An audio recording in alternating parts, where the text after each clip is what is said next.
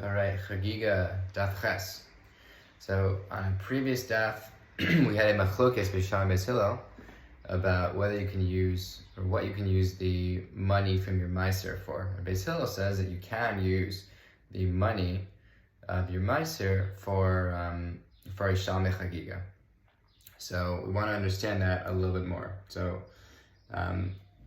Ula has a din here. He qualifies it. He says, yeah, although technically you can use the money for a Shalmei Chagiga, but not all of it, only in the concept of a tofel, which means you can like supplement if you only have, like, you can take a little bit of money of your meiser and then supplement it with the rest of the funds that you would normally pay, and then that would qualify to buy a Shalmei Chagiga from. So not everything, but only like a certain amount of it. So now we have a machlokes. When we talk about this concept of tofel, like supplementing, what do we refer to? Do we talk about, is it just about money that you can use, 80% of new funds and 20% of supplemented funds, or is it talking about animals where where if you bring a certain amount of animals, you can take a percentage of those? Seems to be splitting hairs, but there's actually a machlokes between Rabbi Yochanan and Chizkiah. Rabbi Yochanan says that you can be tofel ma'os to ma'os, meaning you can combine money together, but you cannot combine animals. And Chizkiah says the opposite, that you can only combine animals and not money. And didn't fully chop it in the daf, but you can learn it more on Chagiga daf ches. Next idea is about this concept of v'samachta b'chagecha, that's the Torah requirement that you need to have, be happy in Chag.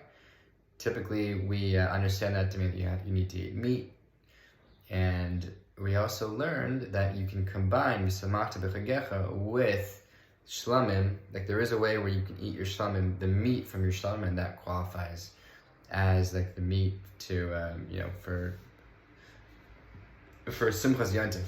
So what we want to know about here, well, first of all, the Gemara says that a Yisrael can use the meat from his Ma'aser Behema, from Darim or Nedavos, and a Kohen can use the meat from Chatas, Asham, Bechor, Chose, and Shok. All these things are the meat that Yisraelim bring that the Kohanim get to benefit from.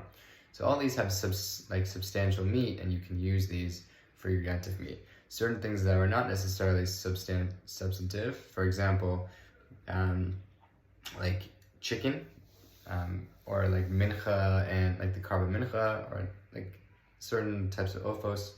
Although it's nice to have chicken, but you heard it here first. Chicken is not really, doesn't elicit feelings of happiness like meat does. We're a carnivorous people. So he says, well, just to understand like where you get this idea from, that it can't be from minchas and from ofos, with machlokes. Either you could say it's bechagecha, v'samachta bechagecha, which means it has to be from the same materials that you would use for the carbon shlamim, shalmei chagiga, chagecha. Or you could say, no, it's actually from a different place. Rather, it's just from v'samachta, which means it has to actually make you happy. This is what Rav Ashi says. He says, birds, let's be real, you order pargiot, it's just not the same, it's like a nice fat steak. So that is the discussion there. Then we move on to the next Mishnah, which talks about this idea of, we explained previously that an Ola is machlokes b'Sham Beis Hillel, if an Ola is 2 mos and a Shlam is 1 or 1 or 2. But let's say you have there's certain scenarios, there's a grid here. Let's say you have a very small family, but you have a lot of money. So what do you bring? What proportion of each do you bring? So Mishnah says, if you have a small family and a lot of money, you should bring a lot of olos. Why? Because that meat will all be burned up for Hashem, and it's a greater display of Kiddush Hashem, giving Hashem that food. Obviously, it costs more. If you have a little bit of money but a large family, then you should bring more shlamim, because the meat you get to keep. You can feed more people with that meat. The Gemara is going to explain, yeah, but you still don't have a lot of money, but that's just besides the point. I will also say, if you have a small family, sorry I got distracted, a small family and no money, then the Gemara says, just bring the bare minimum, and that was the machlokes that we had in the previous Mishnah, 2 mos or 1, etc. And if you have a lot of money and you have a lot of family, then it's a situation of chol amar be'arez mishubach, or I think the phrase here is ish k'mat nas yado, meaning he's into hate, bring as much as he can, which is cool. So that kind of leads into the Gemara, where we talk about this concept of bringing a lot of shlomims, which was, if you remember, that was a situation where you have a large family and not as much money. I guess that's a lot more popular in the frum world. Shout out to my Haredi brothers and sisters. So, in such a situation, how does that work? Like, do I have to bring them all in one shot? Can I bring 5 in one day, 5 in the next? Rish Lakish says you bring 5 on day 1, 5 on day 2.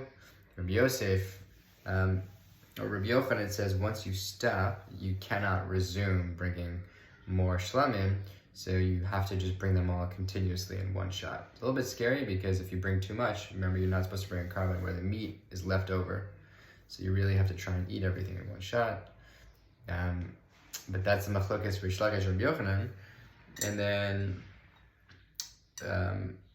Rabbi Abba says, what does it depend on? It depends on, you are allowed to be mafsik. Like, you can bring 5 one day, 5 the next day, as long as you had the intention that you were only bringing 5 one day, 5 the next. So what does that mean?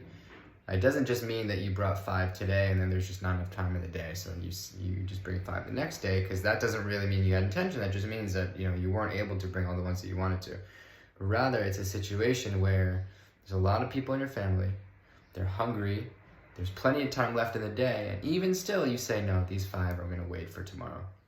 In that type of situation, we consider to be, you really had intention to bring 5 on day 2, and as a result, you are allowed to do so. And tomorrow's daf, we're going to talk a lot more about this concept of tashlumin. We're bringing from a Mishnah, which has to do with what do you do if you weren't able to bring the shlam on the first day? Can you bring it on subsequent days, and how does that work? See you tomorrow.